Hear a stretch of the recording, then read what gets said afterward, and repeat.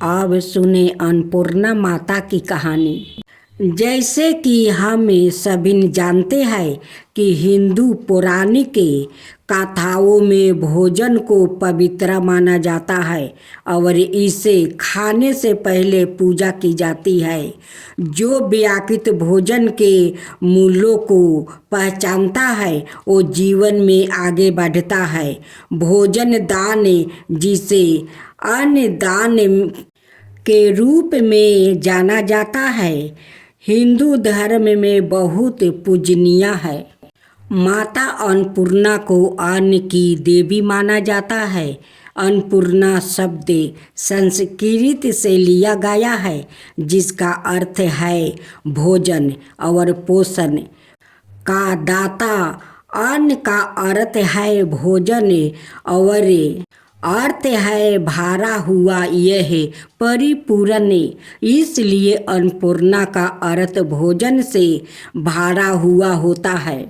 हिंदू धर्म में भोजन की पूजा और प्रसाद की बहुत प्रशंसा की जाती है और इसलिए देवी अन्नपूर्णा को एक लोकप्रिय देवी माना जाता है। वो शिव की पत्नी पार्वती का ही अवतार रूप कही जाती है। भारत में वाराणसी के काशी विश्वनाथ मंदिर और अन्नपूर्णा देवी मंदिर देवी को समर्पित है। अक्षय तृतीया का दिन देवी अन्नपूर्णा के जन्म दिवस के रूप में माना जाता है। इसलिए सोने के आभूषण खरीदने के लिए यह दिन बहुत शुभ माना जाता है। ऐसा माना जाता है कि देवी अन्नपूर्णा पहाड़ों के राजा हिमवत की बेटियों में से एक है। इसलिए हिमालय में माउंट अन्नपूर्णा का नाम देवी अन्नपूर्णा के नाम पर रखा गया है। पश्चिमी देशों में खाद्य पदार्थों के साथ उनका नाम जोड़ा होने के कारण उन्हें भोजन के हिंदू ईश्वर के नाम से जाना जाता है। एक कहानी, भगवान शंकर और माँ पार्वती अक्सर कैलाश पर्वत पर पासा खेलते थे। एक दिन भगवान शंकर और माता पार्वती के बीच प्रकृति के महत्व और पुरुष की श्रेष्ठता को लेकर बहस हो गई, क्योंकि भगवान शंकर पुरुष की श्रेष्ठता पर जोर दे रहे थे। भगवान शंकर ने माँ पार्वती से कहा कि संसार भ्रम है, प्रकृति एक भ्रम है, सभी कुछ एक मृग तृष्णा है। यहाँ पल आता है और चला भी जाता है, यहाँ तक कि भोजन भी सिर्फ माया है। माँ पार्वती जो भोजन सहित सभी भौतिक चीज़ों की जननी है, उन्होंने यह बात सुनकर अपना आपा खो दिया। तभी माँ पार्वती बोली, अगर मैं सिर्फ एक भ्रम हूँ तो देखते हैं आप और बाकी दुनिया मेरे बिना कैसे रहते हैं। ऐसा कहकर वो दुनिया से गायब हो गई।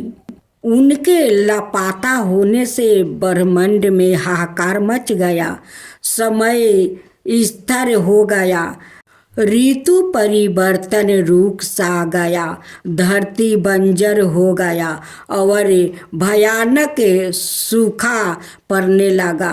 आकाश, पाताल और धरती तीनों लोकों में मिलने वाला भोजन उपलब्ध नहीं था। देवता, दानव और मनुष्य भूख से तड़प रहे थे। दुनिया भोजन से पीड़ित हो गई और वहाँ अकाल पड़ गया। जब भगवान शंकर के अनुयायी भोजन के लिए उनसे भीख मांगने लगे तो भगवान शंकर ने अनुयायियों के लिए घर घर जाकर भोजन की भीख मांगी, लेकिन किसी के पास कुछ भी देने के लिए नहीं था। भगवान विष्णु ने भगवान शंकर से कहा, मैंने सुना है काशी में एक महिला ने लोगों के लिए भोजन दान करना शुरू किया है। भोजन की भीख मांगने के लिए भगवान शंकर काशी गया, लेकिन जब उन्हें पता चला कि रसोई को चलाने वाला कोई और नहीं बल्कि उनकी पत्नी पार्वती ही थी। वो बैरागनी और बुरे रंग के वस्त्र पहने और आभूषणों से सजी हुई थी और वो एक सिंहासन पर बैठी हुई थी और एक एक करके भूखे देवताओं और पृथ्वी के भूखे निवासियों को भोजन परोस रही थी। उन्होंने अपने पुत्रा कार्तिकेय और गणेश को भी भोजन करवाया। माँ पार्वती का यह सुंदर रूप कोई और नहीं बल्कि देवी अन्नपूर्णा देवी थी, जो पूर्ण और संपूर्ण है। अन्नपूर्णा ने शिव को भिक्षा के रूप में भोजन करवाया और देवी ने प्रसन्न होकर कहा कि मैं अन्नपूर्णा के रूप में काशी में निवास करूंगी। दूसरा कहानी एक और किंवदंती है जो कहती है कि एक बार त्रिमूर्ति के बीच में बहस हो गई कि उनमें से कौन महान है, क्योंकि सभी अपनी अपनी उपलब्धियों बता रहे थे। जब महादेवी ने उनकी बहस सुनी तो उन्होंने उनको सबक सिखाने की सोची और अदृश्य हो गई, जिसके फल स्वरूप अकाल पड़ गया, जिसके कारण सभी भूख के कारण कमजोर पड़ने लगे। तब सभी ने भोजन के लिए त्रिमूर्ति से विनती की।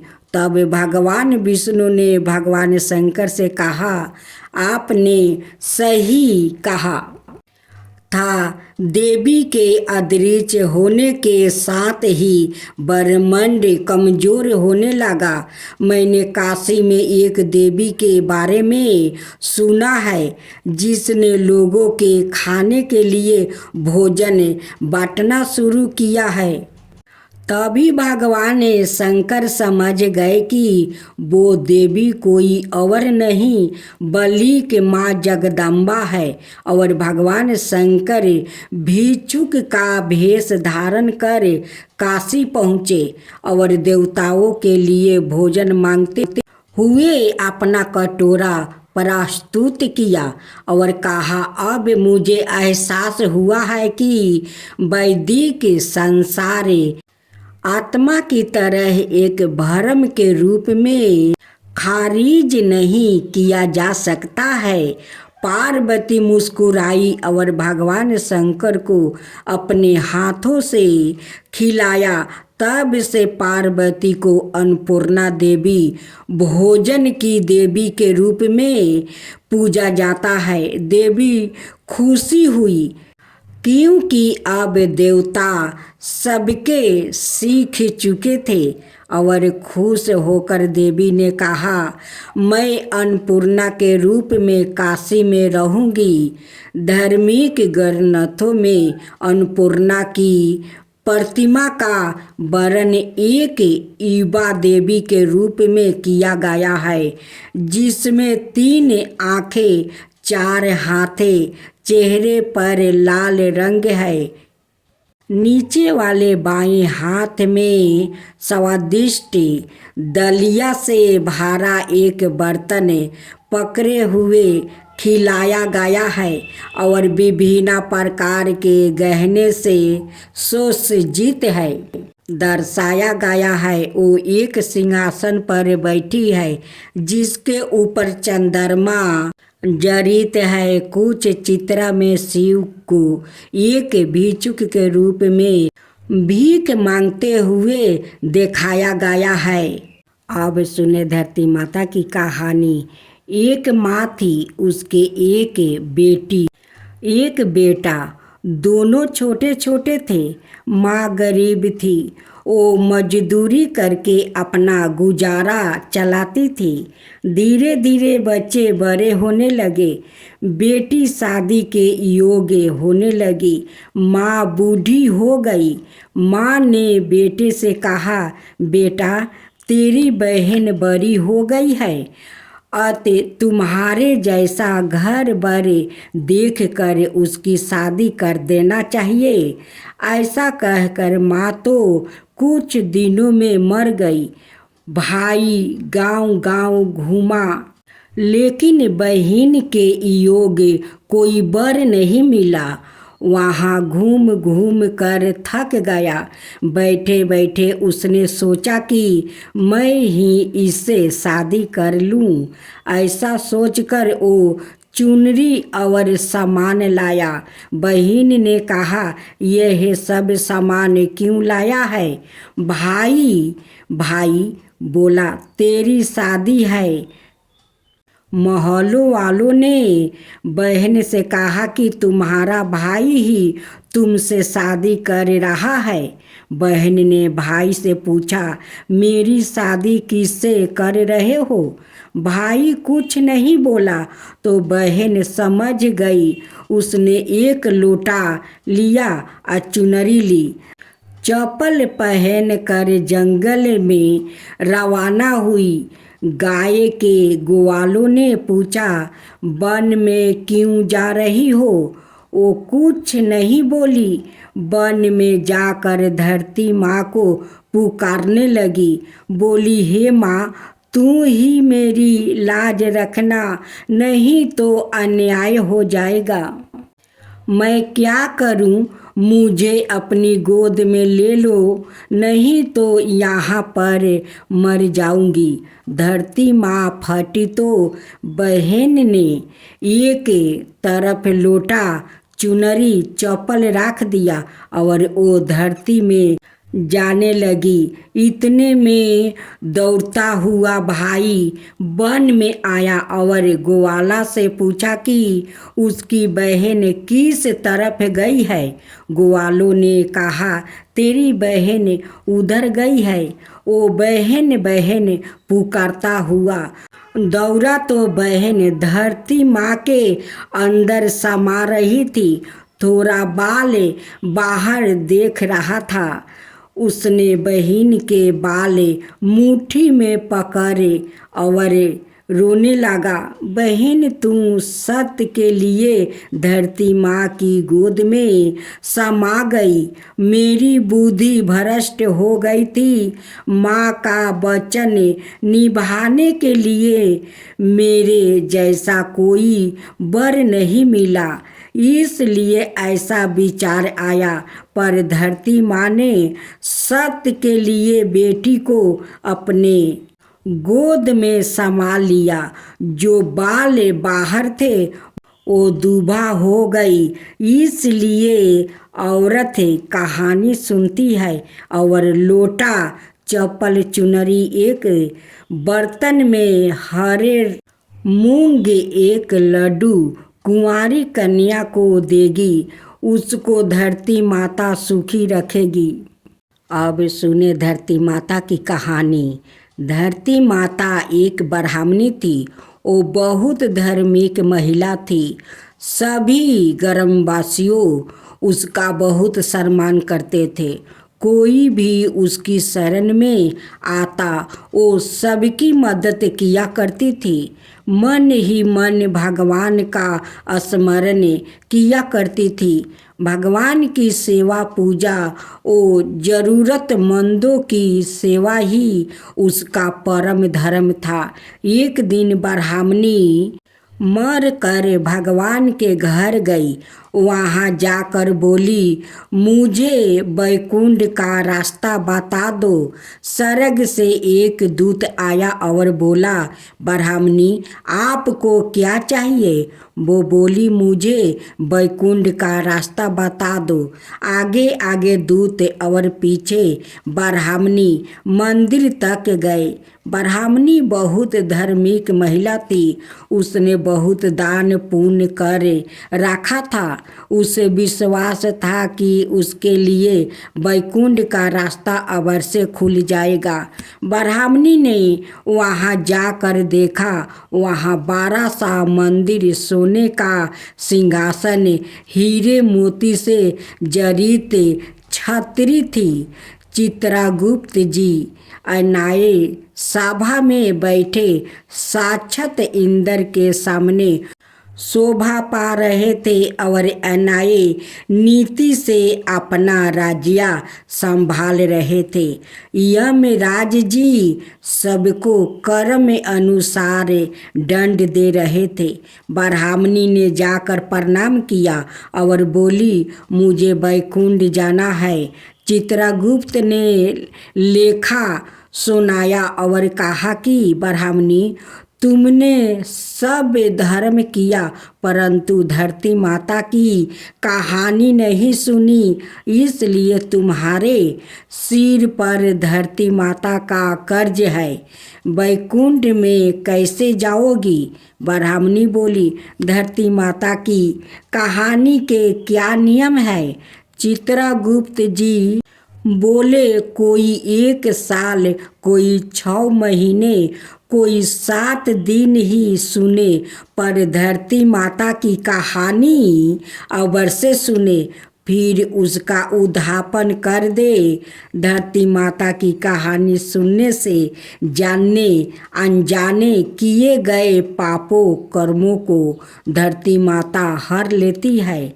स्वर्ग लोक में धर्म को ही स्थान प्राप्ति है। यहाँ पाप के लिए कोई जगह नहीं है। धरती माता की कहानी पीपल के पेड़ के नीचे बैठकर सुननी चाहिए। यह बात सुनकर ब्राह्मणी ने प्रार्थना की कि मुझे 7 दिन वापस पृथ्वी लोक पर जाने दो, मैं कहानी सुनकर वापस आ जाऊंगी। चित्रगुप्त जी ने उसका लेखा जोखा देखकर 7 दिन के लिए पृथ्वी पर भेज दिया। ब्राह्मणी जीवित ही गई। ब्राह्मणी ने अपने परिवार वालों से कहा कि मैं 7 दिन के लिए धरती माता की कहानी सुनने के लिए वापस आई हूँ। इस कथा को सुनने से बड़ा पुण्य मिलता है।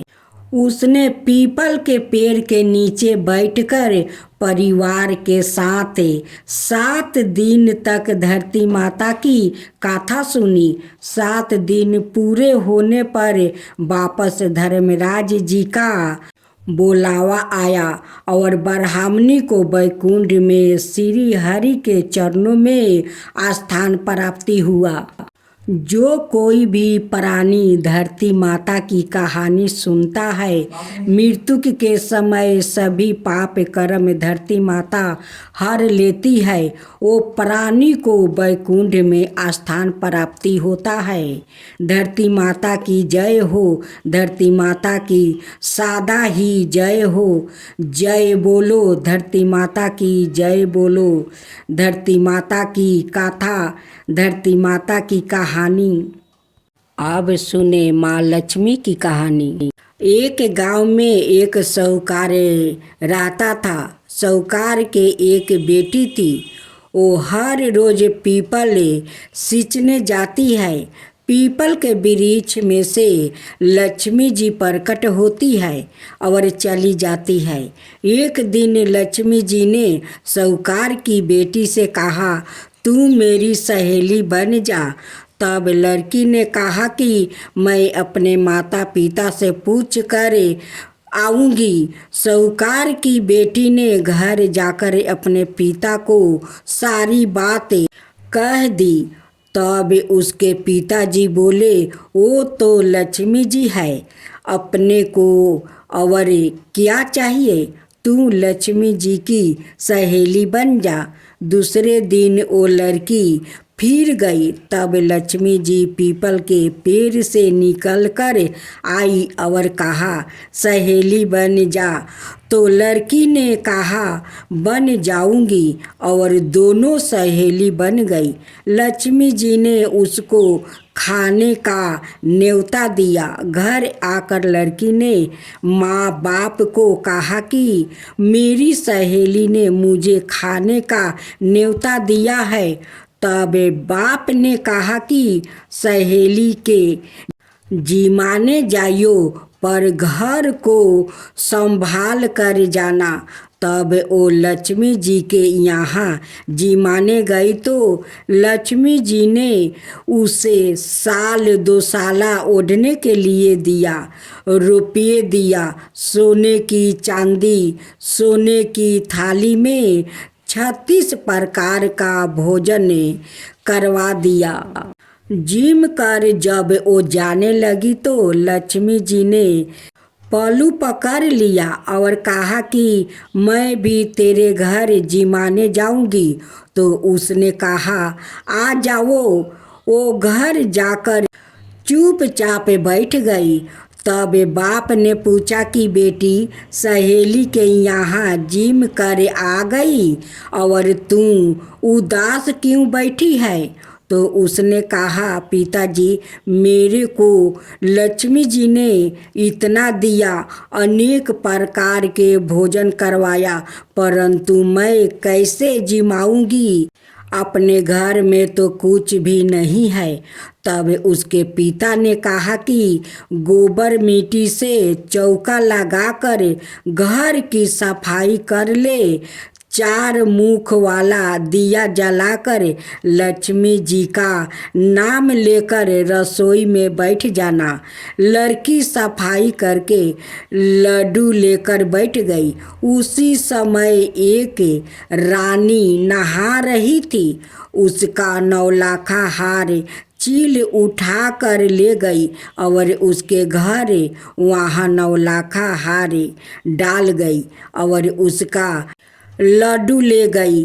बाद में वो हार को तोड़कर बाजार में गई और बेचकर सामान लाने लगी। तो सोनार ने पूछा कि क्या चाहिए?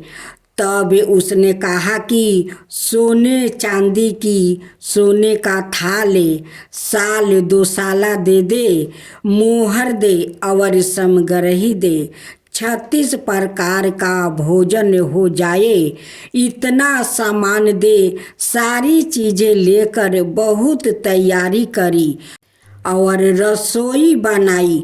तब गणेश जी से कहा कि लक्ष्मी जी को बुलाओ। आगे आगे गणेश जी और पीछे पीछे लक्ष्मी आई। उसने फिर चौकी डाल दी और कहा, सहेली चौकी पर बैठ जा। जब लक्ष्मी जी ने कहा सहेली चौकी पर, तो राजा रानी के भी नहीं बैठी, किसी के भी नहीं बैठी। तो उसने कहा कि मेरे यहाँ तो बैठना पड़ेगा। फिर लक्ष्मी जी चौकी पर बैठ गई। तब उसने बहुत खातिर किया। जैसे लक्ष्मी ने खातिर किया वैसे ही उसने भी खातिर किया। लक्ष्मी जी उस पर खुश हो गई। घर में खूब रुपया और लक्ष्मी हो गई।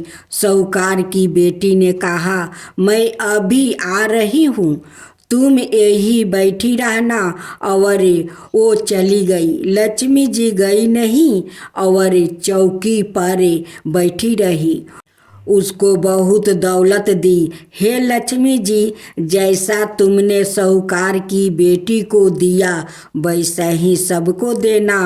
कहते सुनते हुंकार भरते अपने सारे परिवार को दिया। पीहर में देना, ससुराल में देना, बेटे पोते को देना। हे लक्ष्मी माता, सबका कष्ट दूर करना, दरिद्रता दूर करना, सबकी मनोकामना पूर्ण करना। पौराणिक कथा के अनुसार तुलसी एक सुंदर और संपीड़ित महिला थी, जिसका विवाह जलंधर नाम में एक राक्षस राजा से हुआ था। जलंधर भगवान शिव से प्राप्ति में वरदान मांगा था। वरदान के कारण शक्तिशाली था, जिसका अनुसार जब तक उसकी पत्नी का पतिव्रता बरकरार रहेगा तब तक वो अजय रहेगा। भगवान विष्णु ने जलंधर का वेश धारण कर लिया और तुलसी का पतिव्रता भंग कर दिया, जिससे जलंधर की हार हुई। तुलसी का दिल टूट गया और उन्होंने भगवान विष्णु को पत्थर में बदल जाने का श्राप दे दिया।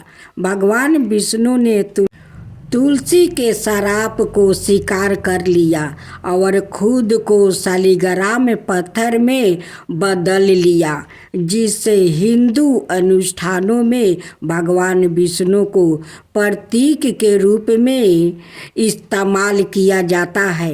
भगवान विष्णु को श्राप दे के पश्चाताप से भरी तुलसी ने उनसे क्षमा मांगी और उन्हें भगवान विष्णु के साथ पूजा जाने का वरदान मिला। नित जतन तुलसी का पौधा हिंदू संस्कृति में पवित्रता और भक्ति का पवित्रता प्रतीक माना गया है और पूरे भारत में मंदिरों और घरों में अवसर पाया जाता है। तुलसी का पौधा भगवान विष्णु, भगवान कृष्णा और देवी लक्ष्मी सहित विभिन्न देवी देवताओं से जोड़ा हुआ है और अक्सर उनकी पूजा और भक्ति में प्रसाद के रूप में प्रयोग किया जाता है। तुलसी को अक्सर हिंदू घरों और मंदिरों में इसके औषधियों और आध्यात्मिक गुणों के कारण उगाया जाता है। ऐसा माना जाता है कि तुलसी के पौधा की पत्तियों में उपचारात्मक गुण होते हैं और इनका उपयोग अक्सर आयुर्वेदिक चिकित्सा में विभिन्न बीमारियों को इलाज के लिए किया जाता है। ऐसा माना जाता है कि यह पौधा नकारात्मक ऊर्जा और बुरी आत्माओं को दूर रखता है और इसका उपयोग अक्सर हिंदू अनुष्ठानों और समारोहों में शुद्धिकरण और आध्यात्मिक सफाई के साधन के रूप में किया जाता है। अब सुने तुलसी की कथा। श्रीमद् देवी भागवत के अनुसार भगवान विष्णु की पत्नी देवी लक्ष्मी एक श्राप के कारण तुलसी के पौधे में बदल गई थी। श्राप को वापस ना लेने पाने के कारण भगवान विष्णु ने लक्ष्मी को धरती पर एक लड़की के रूप में जन्म लेने का वरदान दिया। एक महिला के रूप में अपने नए जीवन में उन्होंने शंखचूड़ नाम का एक राक्षस से विवाह किया। शंखचूड़ के विपरीतों ने भगवान विष्णु से मदद के लिए प्रार्थना की और इसलिए उन्होंने भगवान शिव को उसे मारने के लिए भेजा। शंखचूड़ की मृत्यु ने दुनिया को उसकी पीड़ा से और देवी लक्ष्मी को उसके श्राप से मुक्ति दिलाई। इस घटना को चिह्नित करने के लिए तुलसी के पौधा का धरती पर जन्म हुआ और तब से इसकी पवित्रता और शांति के लिए इसकी पूजा की जाती है।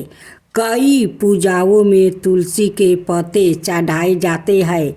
ऐसा इसलिए है क्योंकि तुलसी धरती पर सर्वोच्च त्रिदेवों ब्रह्मन, विष्णु और शिव की उपस्थिति सुनिश्चित करती है। हनुमान की पूजा में तुलसी का विशेष महत्व है। तुलसी आध्यात्मिक मूल्य प्रदान करती है, लेकिन यह शरीर पर तनाव के प्रभाव को कम करने वाली एक रूप में औषधीय लाभ भी प्रदान करती है और विभिन्न बीमारियों के लिए एक उपाय के रूप में भी काम करती है। ओम नमः तुलसी नमः।